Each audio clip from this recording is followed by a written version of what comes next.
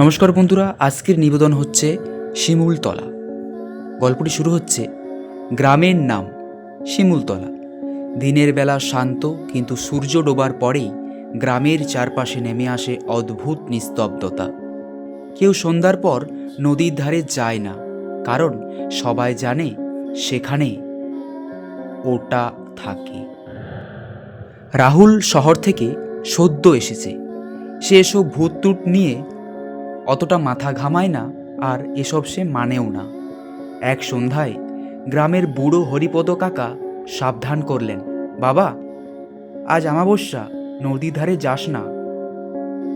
রাহুল হেসে বলল, হাহা কাকা, এসব আমি বিশ্বাস করি না। ঠিক রাত 11:45। চাঁদ নেই, বাতাস নেই। রাহুল মোবাইলের ফ্ল্যাশ জ্বালিয়ে নদীর ধারে হাঁটছে। হঠাৎ সে শুনল ছল ছল ছল পায়ের শব্দ, কিন্তু সে একা।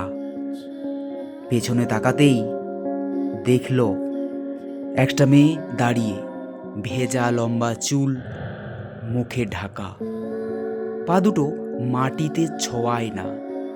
মেয়েটা খুব ধীরে ধীরে বলল, আমার আমার চুড়িটা দেখেছো? রাহুলের গলা শুকিয়ে যায়। সে দৌড়াতে যাবে, কিন্তু পা নড়ছে না। হঠাৎ মেয়েটা মাথা তুলল। চোখ নেই, শুধু কালো গর্ত দুটো। এক মুহূর্তে সব আলো নিভে গেল। পরের দিন সকালে নদীর ধারে রাহুলের মোবাইল পাওয়া গেল। স্ক্রিনে শেষ রেকর্ড করা ভিডিওটাতে একটাই শব্দ, আমার চুড়িটা।